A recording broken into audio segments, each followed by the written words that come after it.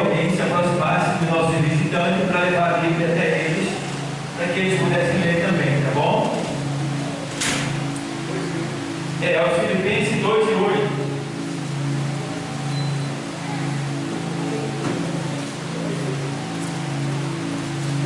Aleluia, glória a Deus.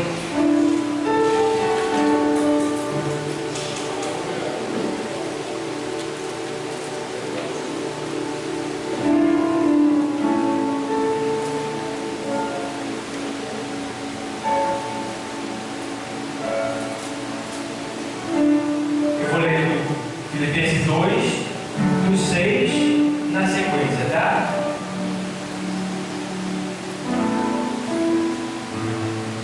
Pronto, todos acharam? Vamos lá, estão procurando aí. A gente aguarda. Aí a gente vai ter que gosto muito aí. Jesus, eu almejo a pureza do céu, tua linda presença no coração meu. Os ídolos quebram, me torno a Jesus. Dai a pureza da minha luz, a minha luz. Dai a pureza da minha luz. Jesus, com instância, humilde roguei, e o sangue perfeito, pureza me deu. Me lava na fonte, aberta na cruz, dai sempre a pureza da minha luz. Amém? O 6 é assim. 2 e 6. Que sendo em forma de Deus, não teve por usurpação ser igual a Deus, mas aniquilou-se a si mesmo, tomando a forma de servo, fazendo-se semelhante aos homens. E achando na forma de homem, humilhou-se a si mesmo, sendo obediente até a morte, e morte de cruz, pelo que também Deus o exaltou soberanamente e lhe deu um nome que é sobre todo o nome, para que ao nome de Jesus se dobre todo o joelho dos que estão nos céus e na terra e debaixo da terra. Amém? Podeis entrar.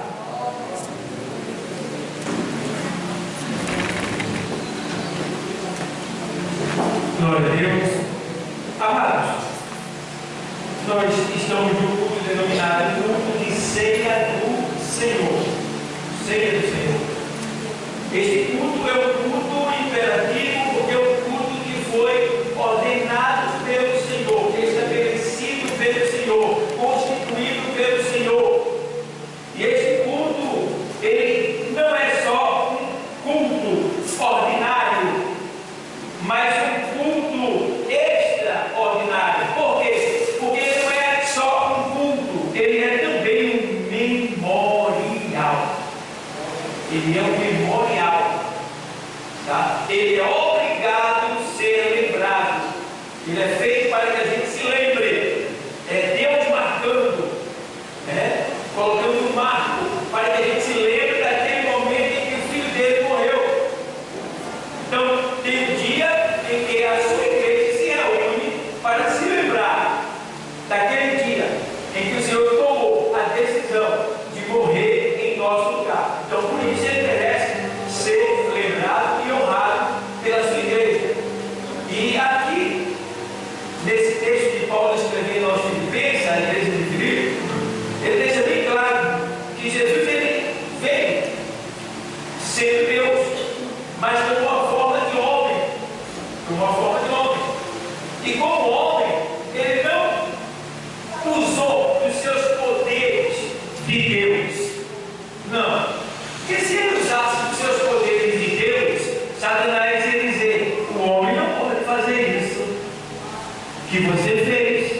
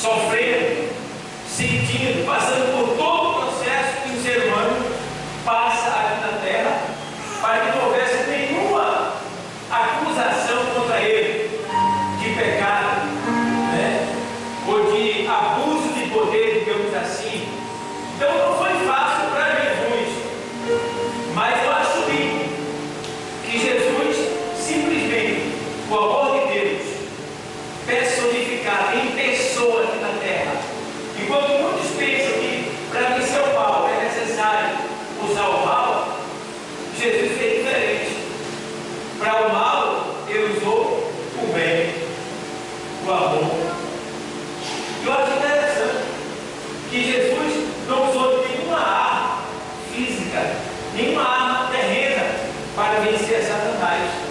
Sabe qual foi a maior arma que Jesus usou para vencer Satanás? Foi a humilhação ao seu Pai. Foi a entrega completa ao seu Pai. Foi a obediência ao seu Pai que fez com que ele se tornasse uma arma viva. Uma arma viva. E eu acho interessante que, enquanto Satanás usou de todos os artifícios, né, não só espirituais, mas também físicos, materiais, como armas, correntes, espada, ameaças, perseguição, pedras, usou de vários artifícios para tentar de alguma maneira amedrontar, ou de alguma maneira tentar fazer Jesus pecar, mas não tinha jeito para Jesus pecar, não tinha, porque ele estava totalmente decidido a sofrer o dano, a sofrer as consequências. Ele estava pronto para morrer no meu e no teu lugar. E a gente vê aqui, nesse texto da carta aos Filipenses 2:8, que ele, diz aqui o texto, que sendo em forma de Deus, não teve por usurpação ser igual a Deus, mas ele tirou-se a si mesmo, tomando a forma de o que? Servo, fazendo-se semelhante aos homens. Imagina, Deus sendo Deus, mas ao mesmo tempo não usando os seus poderes de Deus, e sim vivendo como homem. Se humilhou-se como homem. E diz mais o texto: e achado na forma de homem, humilhou-se a si mesmo. Humilhou-se a si mesmo, sendo que obediente até a morte. Até a morte. E morte de cruz. Porque a Bíblia faz questão de dizer assim, e morte de cruz. Porque a morte de cruz era a pior morte que existia no mundo bíblico.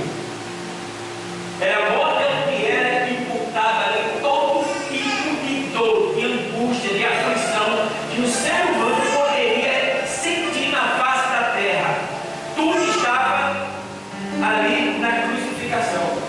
Era a pior morte que existia. A morte de cruz era tão terrível que a Bíblia diz assim, maldito todo aquele que for pendurado no madeiro. Era a pior morte. Toda maldição vinha sobre uma pessoa ali crucificada. Toda maldição. E Jesus tomou justamente essa posição de maldição para que, através dele, toda maldição que vinha sobre nós fosse para ele. Entende? E aí ele vai dizer aqui, pelo que também Deus o exaltou soberanamente e lhe deu um nome que está sobre todo o nome. Primeira coisa que eu quero passar para os irmãos é o seguinte: a Bíblia está deixando bem claro aqui que o tema central de toda a Escritura Sagrada é a morte de Cristo. É a morte de Cristo. Por que é o tema central? Porque sempre que o homem pecava, alguém tinha que morrer. Sempre que o homem pecava, alguém tinha que morrer. E aí, o Senhor, sabendo disso, claro, o sangue de animal não perdoava o pecado, ele cobria o pecado. Cobria o pecado. Mas havia de vir um que agora já o pecado do homem não seria mais coberto, mas sim totalmente limpo, o que chama-se purificado, lavado, e se tornar líquido, transparente, sem nenhuma marca, sem nenhuma mancha, a partir do momento em que o homem dedicasse a assumir o compromisso com ele. É por isso que a Bíblia diz assim, que todo aquele que nele crê, quando a palavra diz assim, ide por todo mundo e pregai o Evangelho a toda criatura. Quem crê e for batizado será salvo. O crê vai fazer aquilo que Deus mandou. Mas João 3,16 também diz assim, porque Deus amou o mundo de tal maneira que deu o seu Filho único, para que todo aquele que nele crê não morra, não pereça, não apodreça, mas seja salvo. Seja salvo. Então é importante a gente entender que o homem precisa crer em Jesus Cristo. O que é crer? É obedecer a Deus, é fazer aquilo que Deus está mandando. Então o Senhor está dizendo que todo aquele que nele crê, ou seja, todo aquele que receber Jesus, não será condenado, será salvo. Então, por isso que ele tinha que morrer, para que através da sua morte ele pudesse justificar a todo que nele crê. Todo que nele crê. E agora não seria mais uma cobertura de pecado, mas sim um perdão completo, uma purificação completa. É por isso que a Bíblia diz que o sangue de Jesus Cristo, seu Filho, nos purifica de todo pecado. Purificação. Antes o pecador não era purificado, ele só tinha o pecado coberto, tá? Então, agora a gente entende também que em 1 carta aos Coríntios 15:3, essa morte ela é anunciada. 1 carta aos Coríntios 15:3 diz assim, vou ler para você.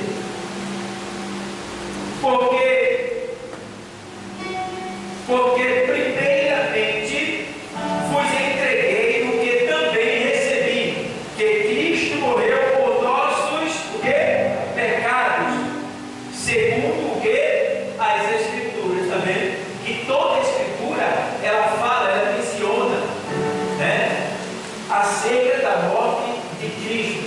E a gente vê também essa morte anunciada lá em Gênesis 3:15. Vamos lá, Gênesis 3:15.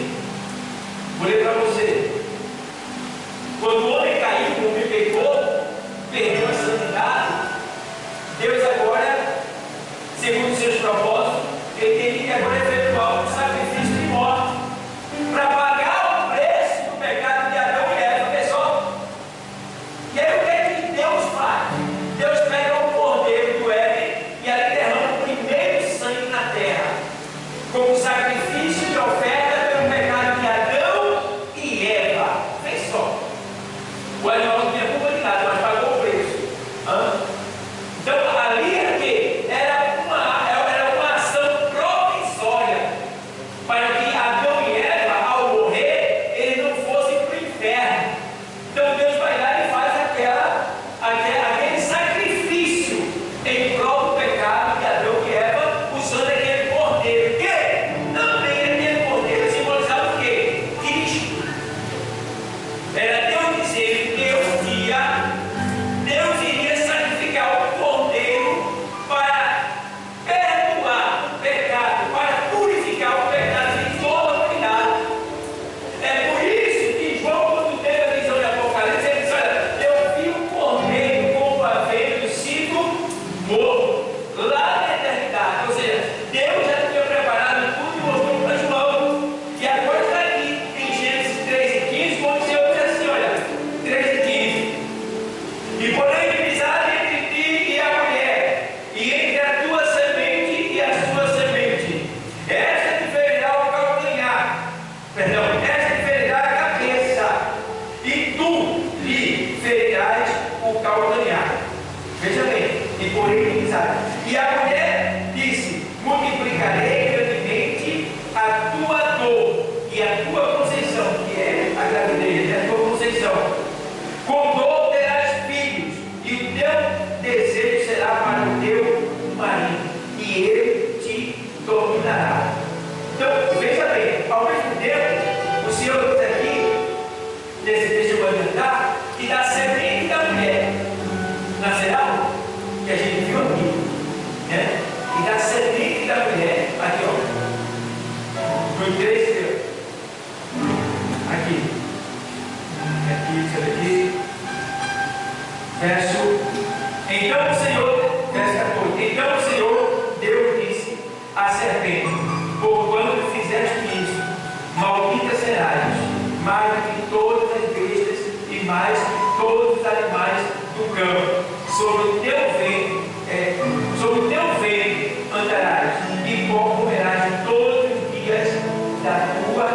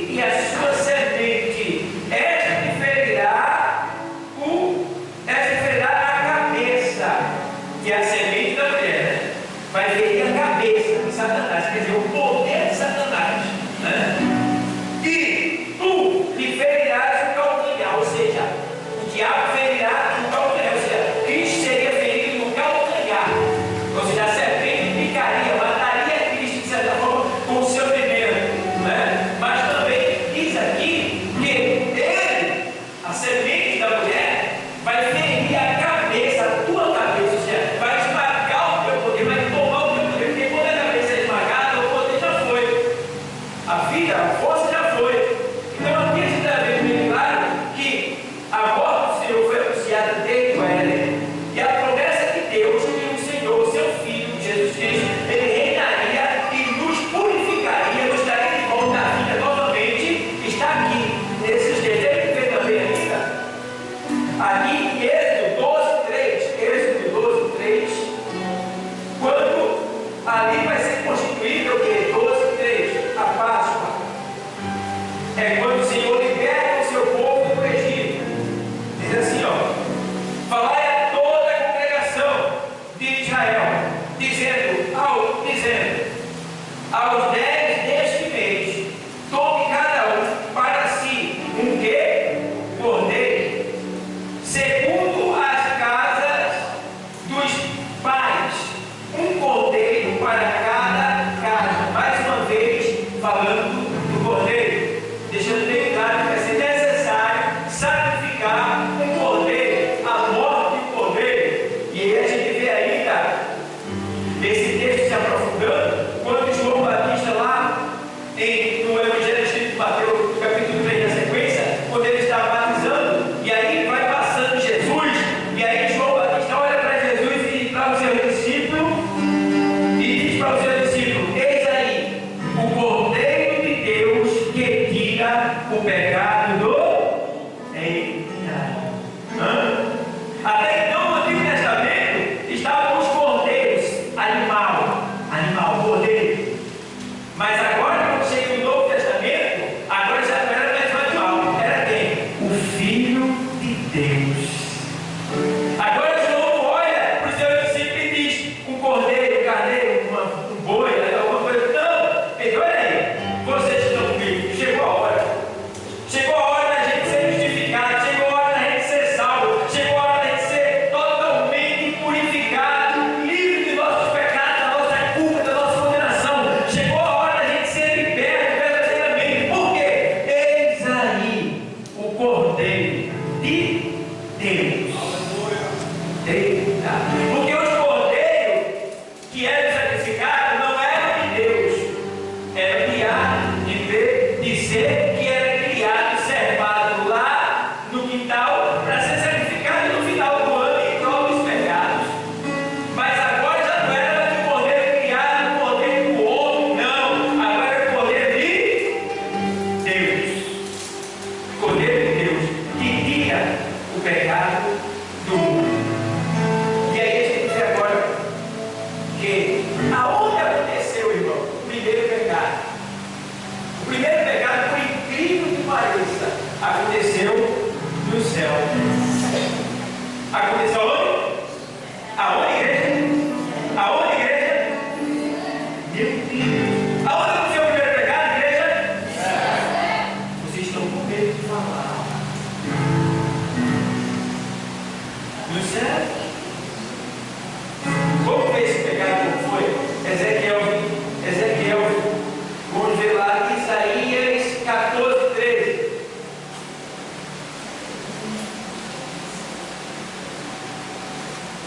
Isaías 14:13 diz assim o texto: e tu dizias no teu coração: eu subirei ao céu, e acima das estrelas de Deus exaltarei o teu trono, e no monte da congregação me assentarei da banda dos lados do norte. Subirei acima das mais altas nuvens e serei semelhante ao Altíssimo. Satanás, que não era Satanás, era o querubim ungido de Deus, é querubim ungido de Deus. Ele tinha toda a liberdade dada por Deus. Ele tinha tanta liberdade que a glória de Deus estava sobre ele, ao ponto dele brilhar tanto, chamar a atenção. E Deus deu a ele, mas em vez de ele agradecer e tentar retribuir a Deus de maneira com servidão, com amor, com dedicação, em vez de ele fazer esse sacrifício de obedecer a Deus, de fazer o que agrada a Deus, ele se exaltou.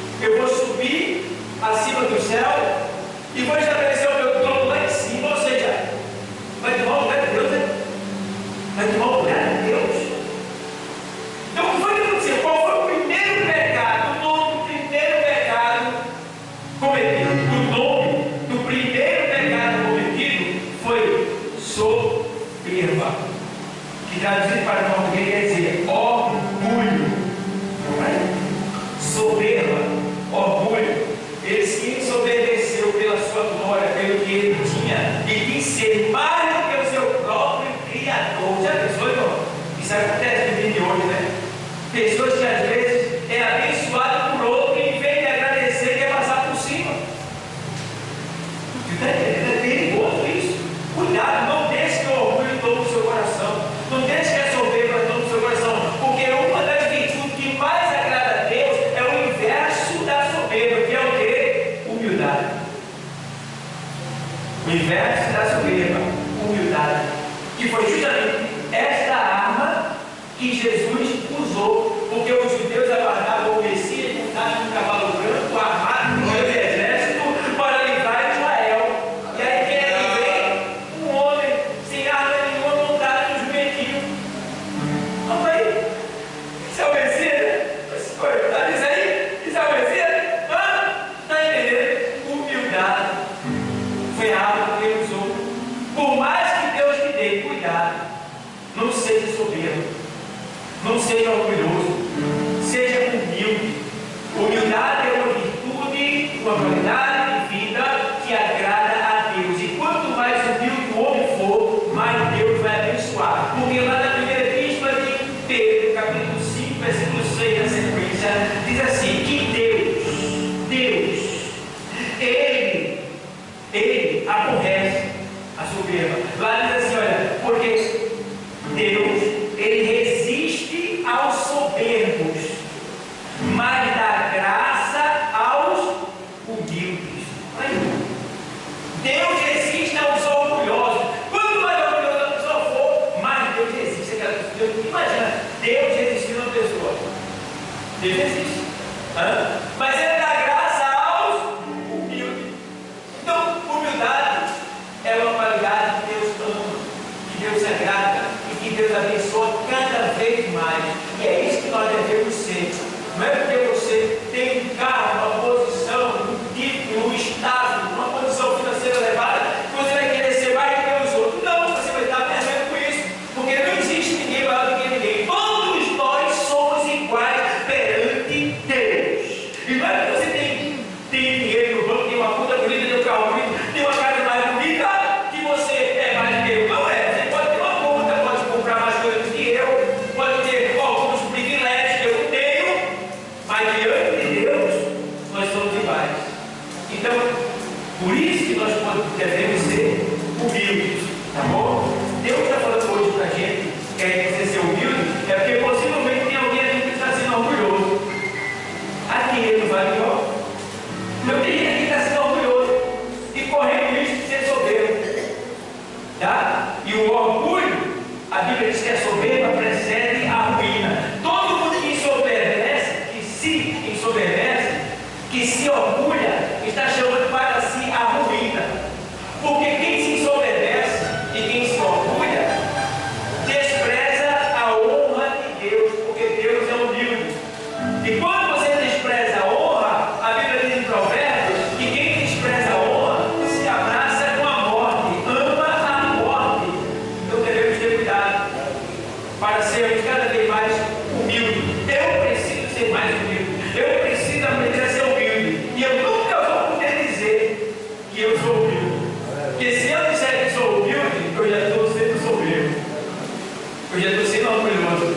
Então jamais posso dizer que eu sou muito humilde. Não, eu estou aprendendo a ser humilde. E enquanto eu viver, eu vou precisar aprender a ser humilde. Porque quem é humilde não trata mal ninguém. Quem é humilde não passa por cima de ninguém. Quem é humilde não despreza ninguém. Quem é humilde obedece a Deus. Quem é humilde ama de verdade. A humildade é muito importante. É por isso que Deus se agrada dela e roga nesse dia. Roga é uma expressão de Paulo, né? Ele manda que nós sejamos humildes nesta noite de hoje. Tá bom, pessoal? E vai dizer assim, olha, que o Senhor, Ele não salvou por Cristo, né? Por nós. Diz aqui que a sua finalidade foi a reconciliação do mundo. Colossenses 5:20. Você vê que o propósito de Deus com a morte de Cristo foi justamente Ele reconciliar a cada um de nós com Ele mesmo. Aí vou ler aqui para você, aos Colossenses 1:20. Olha o que ele diz aqui, vou ler para você. E que havendo por Ele feito a paz, pelo sangue da sua cruz, por meio dele, reconciliar-se consigo mesmo todas as coisas, tanto os que estão na terra como as que estão no céu. Então, veja, Ezequiel 28:15, Ezequiel 28:15, fala ainda da soberba desse cara chamado Satanás. Diz assim, 28:15: perfeito eras nos teus caminhos, desde o dia em que foste criado, até que se achou iniquidade em ti. Iniquidade é falta de respeito ao direito da lei, é soberba, orgulho. Então, aqui a gente vê que Satanás, ou seja, o querubim ungido, que hoje é chamado de Satanás, ele era perfeito, mas ele deixou que a soberba tomasse conta dele. E aí, o que foi que aconteceu com isso? O que acontece? Por causa de Satanás, o céu, a habitação dos anjos, o céu, a habitação dos anjos, ele foi contaminado pelo pecado. Aí o pecado vem de cima para baixo. A criatura que pegou lá em cima, o querubim ungido, Satanás, que pegou lá em cima, agora ele traz o pecado para a terra. E tenta quem? Adão e Eva, que consegue derrubá-los. E através de Adão e Eva, ele consegue introduzir o pecado dele na terra. E por essa razão, todos nós fomos contaminados por essa doença, por esse veneno da serpente que se chama Satanás. E hoje, por essa razão, nós estamos sofrendo, porque todo mundo aqui hoje tem um tipo de sofrimento. Todo mundo aqui hoje tem um tipo de problema, de dificuldade. Por quê? Porque esta contaminação que veio desse cara chamado Satanás, de cima para baixo, nos contaminou também. Mas graças a Deus que a Bíblia deixa bem claro que em João 3,14, Jesus diz assim como Moisés levantou a serpente no deserto, assim importa que o Filho do Homem seja levantado no madeiro. O que quer dizer isso aí? Quer dizer que quando o povo foi picado pela serpente, o povo estava no pecado. Deus permitiu que surgisse serpente no deserto e picasse o povo, e o povo estava morrendo. E o povo pediu socorro a Moisés. Ele disse: Moisés, estamos morrendo. Aí o Senhor disse: Moisés, levanta um madeiro, coloca uma serpente de metal lá em cima, e diz que todo aquele que for picado pela serpente venha, olhe para o madeiro, e a serpente que está nele e será curado e escapará da morte. Quer dizer isso aí? Quer dizer que Deus estava querendo fazer uma tipologia. Ele estava querendo dizer que aquilo que estava acontecendo ali no Antigo Testamento ia acontecer no Novo. Ou seja, hoje nós fomos picados pela serpente chamada Satanás. O pecado, ele nos picou. É por isso que ele tem envelhecendo, tem dor de cabeça, é uma quina, é tanto problema que vem. É o veneno agindo no nosso corpo carnal, caído, pecaminoso. Mas aí vem quem? O madeiro. Que madeiro é esse? A cruz. E quem está pregado na cruz? Jesus, o Verbo de Deus, a Palavra de Deus. E aí entra o escritor de Hebreus que diz assim: olhando para Jesus, autor e consumador da nossa fé. Então todos que olharem para Jesus será salvo. Ele diz lá em Isaías: olhai para mim todos e sereis salvos. Então agora a gente tem o quê? Jesus, a Palavra de Deus crucificado, morto, sepultado, mas ressuscitado ao terceiro dia. Agora o que eu acho interessante é que eu não posso delongar mais, tem muita coisa para trazer, até chegar na conclusão, mas pelo menos eu vejo que agora Jesus, quando ele vem à terra, ele vai purificar não só a gente, mas também a habitação dos anjos, que foi contaminada pelo pecado de Satanás. A contaminação foi tanta que quando ele foi expulso, ele trouxe consigo a terça parte do céu. Olha aí, meu. Quantos anjos vieram de lá? A terça parte do céu foi expulsa do céu. Quando Jesus veio, que é morto, o que acontece? Quando ele ressuscita, Maria Madalena teve um encontro com ele ali no final da madrugada, no cemitério. Quando ela vê ele